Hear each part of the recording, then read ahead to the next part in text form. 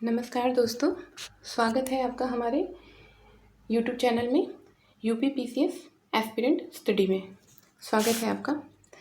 दोस्तों, आज हम आपसे एक बहुत ही इम्पोर्टेंट टॉपिक पे डिस्कशन करेंगे, जो है हमारा सिलेबस। अभी जो लोग भी तैयारी करते हैं यूपी पीसीएस की या यूपीएससी की, उन्हें अच्छे से पता है कि सिलेबस की इम्पोर्टेंस हमारे लिए कितनी है और क्या है, और सिलेबस के साथ साथ पीवाईक्यूज़ की इम्पोर्टेंस भी हमारे लिए क्या है। तो आज हम इसी के बारे में चर्चा करेंगे। तो वीडियो में आगे बढ़ते हैं, और ये है हमारा प्रीलिम्स का सिलेबस। हम आज प्रीलिम्स का सिलेबस शेयर करते हैं। इसके बाद हम कोशिश करेंगे कि मेंस का सिलेबस हम 2 स्लॉट में से शेयर करें, 2 वीडियोज़ में, क्योंकि अगर हम सिर्फ एक ही वीडियो में सिलेबस शेयर करेंगे तो वो बहुत ज़्यादा लेंदी हो जाएगा वीडियो, बहुत बोरियत भी बढ़ा सकता है आपके लिए। तो इसके लिए हम कोशिश करेंगे कि सिलेबस को 2 पार्ट में शेयर करें, और प्रीलिम्स के सिलेबस को अलग से हम शेयर कर रहे हैं। तो देखिए, ये चीज़ तो आपको भी बहुत अच्छे से पता है कि जब भी हम किसी एग्ज़ाम की तैयारी करते हैं तो उसके लिए सिलेबस को जान लेना कितना ज़रूरी है हमारे लिए। सिलेबस ही एक ऐसी चीज़ है जो हमें सही डायरेक्शन दिखाता है। हम ये डिसाइड तो कर लिए हैं कि हमें कहाँ जाना है, क्या करना है, पर हमें ये रास्ता भी तो पता होना चाहिए वहाँ पहुँचने के लिए। तो सिलेबस हमें रास्ता दिखाता है, और पीवाईक्यू जो होते हैं वो हमें सीमित करते हैं कि हमें रास्ते में इतने में ही चलना है, हमें इधर उधर भटकना नहीं है। तो सिलेबस और पीवाईक्यूज़ के इम्पोर्टेंस हमारे लिए बहुत ज़्यादा है, और इसीलिए मैं आपके साथ सिलेबस शेयर कर रही हूँ। सॉरी,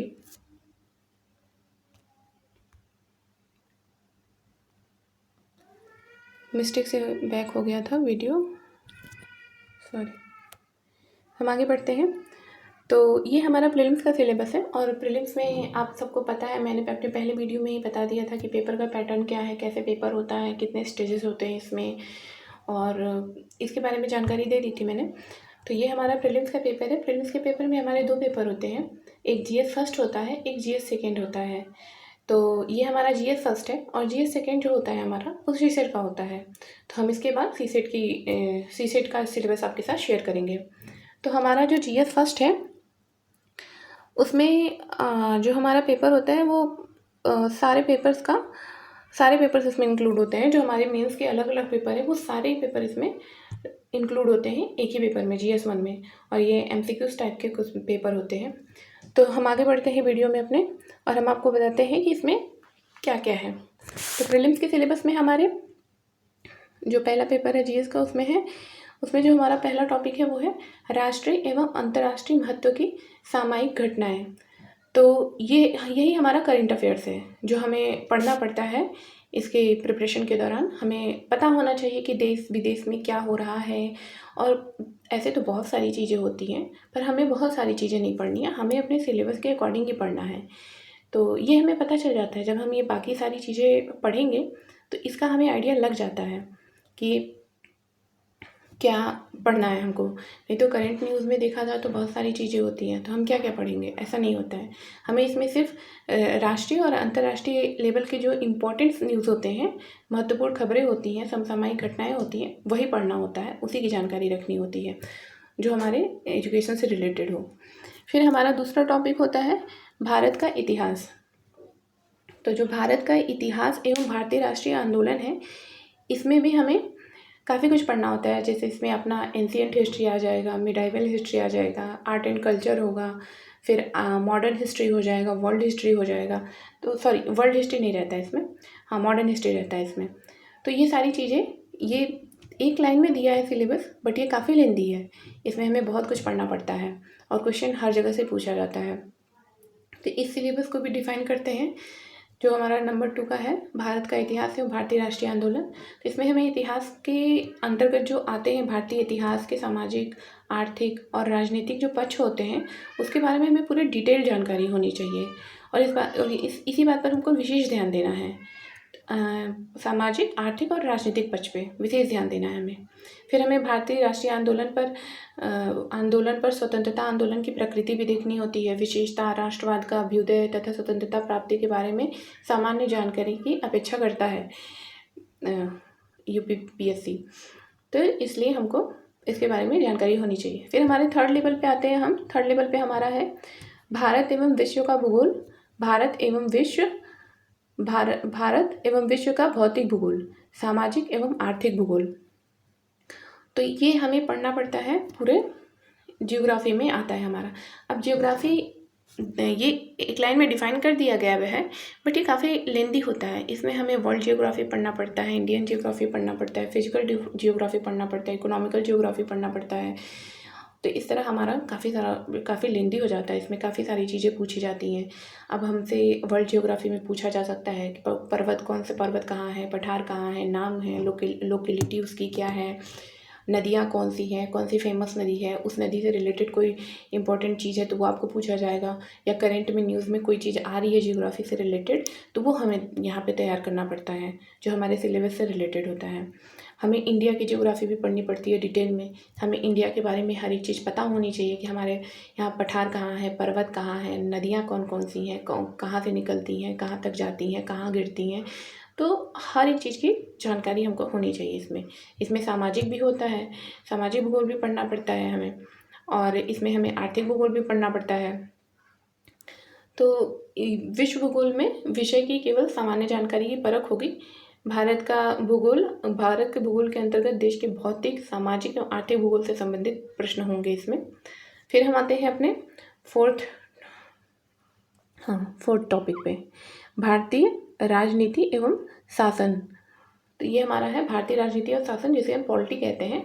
तो पॉलिटी में भी डिफाइन नहीं किया गया है सिलेबस इतना बहुत ज़्यादा, बट हाँ एक दो लाइन में ये बताया गया है कि भारतीय राजनीति एवं शासन, संविधान, राजनीतिक व्यवस्था, पंचायती राज, लोक नीति, आधिकारिक मुद्दे। ये मिस्टेक हो गया है हमसे, यहाँ पे नंबर 5 नहीं रहेगा, ये सॉरी गलती है। तो संविधान, राजनीतिक व्यवस्था, पंचायती राज, लोक नीति, आधिकारिक मुद्दे, राइट्स इशू आदि। तो इसके लिए हमें पॉलिटी पढ़नी पड़ेगी, जिसमें ये पंचायती राज है हमारा, बहुत इंपॉर्टेंट है, इससे क्वेश्चन पूछे जाते हैं। अभी संविधान है, संविधान में हमें इसमें संविधान की सारी चीज़ें पढ़नी पड़ती हैं। हमारा कॉन्स्टिट्यूशन कैसे बना, fundamental rights, fundamental rules, DPSP और आर्टिकल्स पढ़ने पड़ते हैं हमें। काफ़ी सारी चीज़ें इसमें पढ़नी पड़ती हैं हमें, जो हमारा पॉलिटी से कवर हो जाता है। फिर हमारा जो करंट अफेयर से रिलेटेड रहता है, अब ये सिलेबस से रिलेटेड जो भी चीज़ें करंट अफेयर्स न्यूज़ में रहती हैं वही हमारा करंट अफेयर्स होती हैं। तो जब हम मेंस का सिलेबस डिस्कस करेंगे तो हम आपको बताएंगे कि हमारा जो डिटेल सिलेबस रहेगा ना, तो वहाँ से हमें पता चल जाता है कि वो जो की पॉइंट है उससे रिलेटेड जो भी न्यूज़ हमारा रहता है करंट में, उसी को हमें पढ़ना पड़ता है, उसी को तैयार करना पड़ता है, क्योंकि एग्ज़ाम में उससे क्वेश्चन बनाया जा सकता है। तो ये हमारे हो गए पॉलिटी का। फिर हम आते हैं इकोनॉमी। तो इकोनॉमी में हमारा सिलेबस है आर्थिक एवं सामाजिक विकास, सतत विकास, गरीबी, अंतर्विष्ट, जनसांख्यिकी, सामाजिक क्षेत्र के इनिशिएटिव आदि। ये हमारा हो गया इकोनॉमी का। अब इकोनॉमी में भी जनसांख्यिकी देखिए बहुत इंपॉर्टेंट होता है, क्वेश्चन पूछा जाता है जनसांख्यिकी से, जनसंख्या से रिलेटेड क्वेश्चन होते हैं। तो इसमें अभ्यर्थियों की जानकारी का परीक्षण जनसंख्या, पर्यावरण तथा नगरीकरण की समस्याओं तथा उनके संबंधों के परिप्रेक्ष्य में किया जाएगा। वैसे देखा जाए तो इकोनॉमी से यूपीपीसीएस में क्वेश्चंस की संख्या थोड़ी कम ही रहती है, बहुत ज़्यादा नहीं रहती है। वो हम पीवाईक्यूज़ डिस्कस करेंगे कभी, या आप पीवाईक्यूज़ देखिएगा तो आपको आइडिया लग जाएगा उसमें। फिर इसके बाद हम आते हैं टॉपिक नंबर 7 पे। तो 7 हमारा है पर्यावरण एवं पारिस्थितिकी संबंधी सामान्य विषय, जैसे जैव विविधता एवं जलवायु परिवर्तन। इस विषय में विशेषज्ञता की आवश्यकता नहीं है, ये नोट हमें दिया जाता है कि इसमें विशेषज्ञता की आवश्यकता नहीं है, बट हमें पर्यावरण पारिस्थितिकी से रिलेटेड बेसिक चीज़ें पता होनी चाहिए। इसमें कोई भी मतलब आपको बहुत डीप नहीं जाना है, बट हाँ जानकारी होनी चाहिए।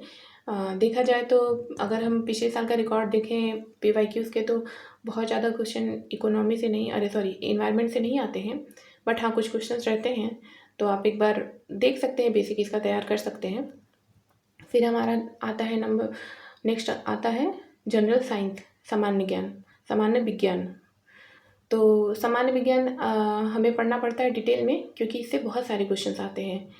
लगभग आप मान के चलते अगर आप PYQs देखते हैं तो 25 से 30 क्वेश्चन आई थिंक आते ही हैं इससे, सामान्य विज्ञान से। तो ये हमारा बहुत इम्पोर्टेंट है।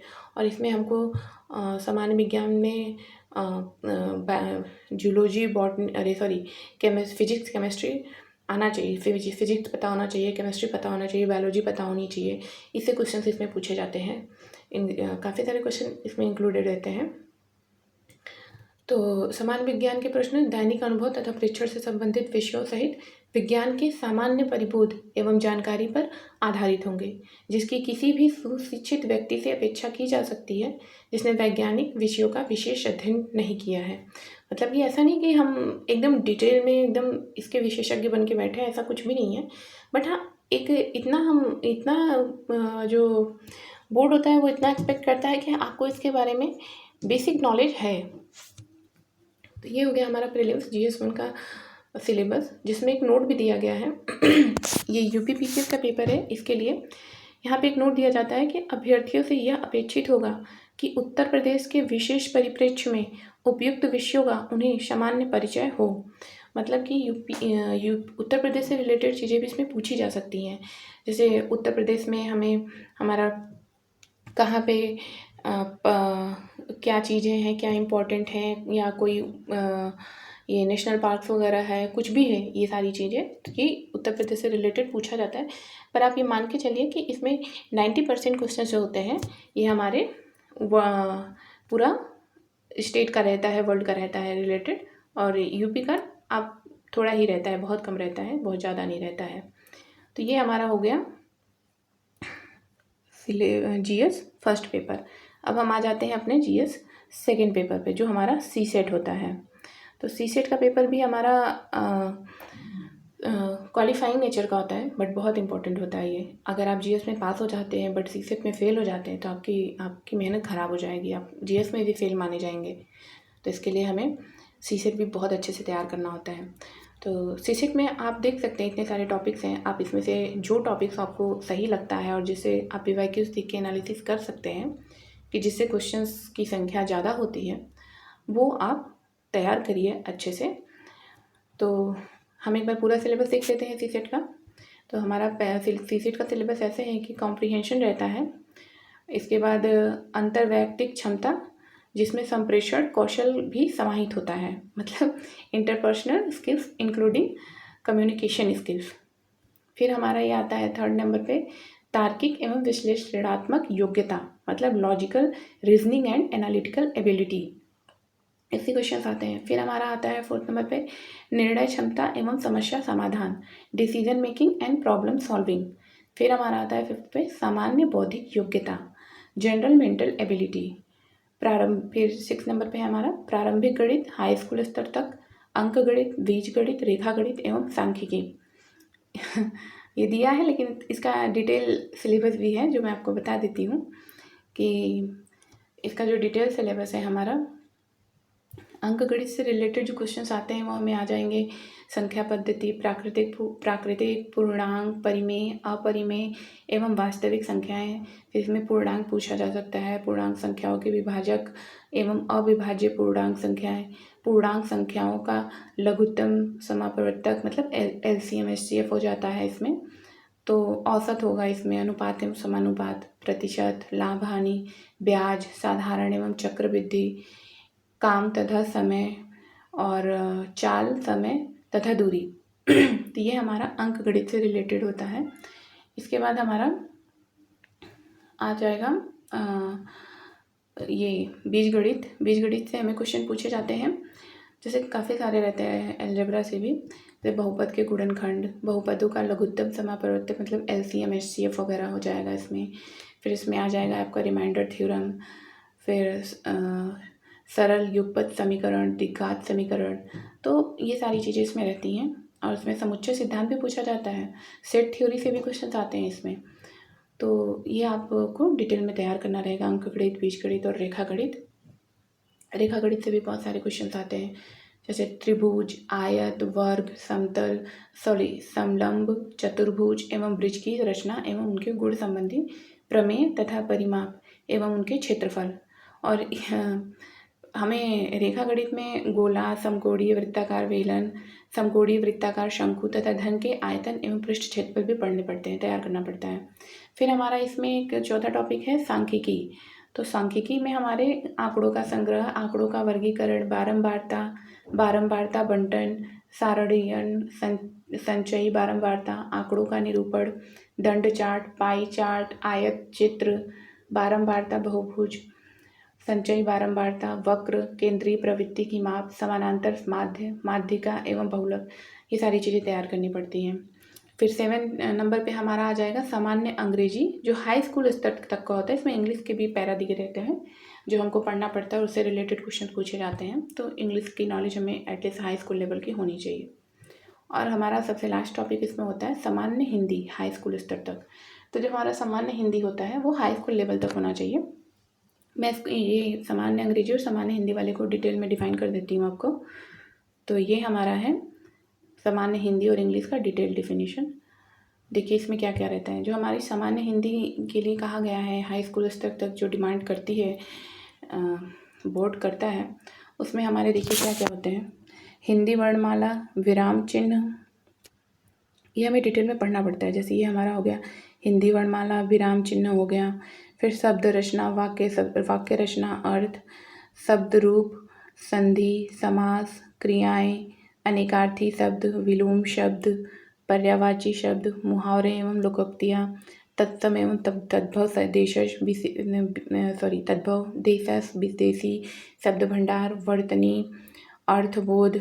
और इसके बाद हमारा हिंदी भाषा के प्रयोग में होने वाली अशुद्धियाँ।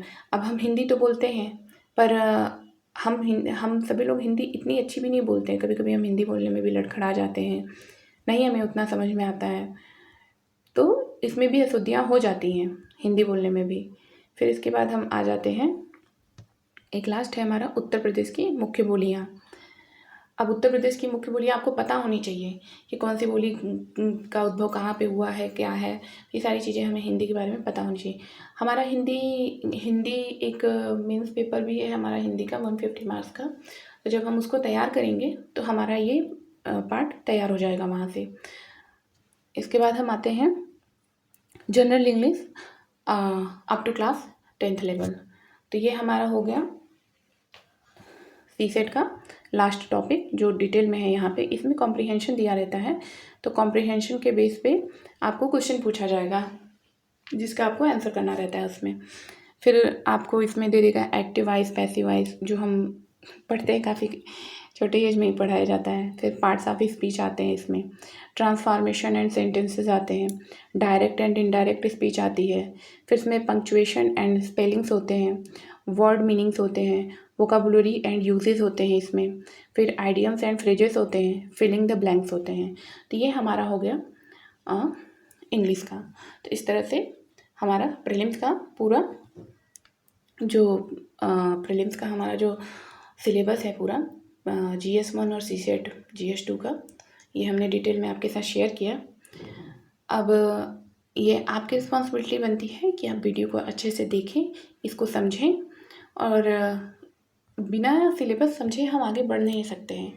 तो ये हमारी प्रायोरिटी होती है कि हम जब एग्ज़ाम की तैयारी कर रहे हैं तो हम सिलेबस को अच्छे से समझें, अच्छे से पढ़ें, इसके बाद ही हम आगे बढ़ें। हमें सिलेबस की चीज़ें बिल्कुल फिंगर पे होनी चाहिए, पता होनी चाहिए, ताकि हम कभी भी रास्ता ना भटके उसके लिए। और इसके साथ साथ आप PYQs भी ज़रूर देखिएगा, जो आपके लिए बहुत इंपॉर्टेंट है। Thanks for watching this video.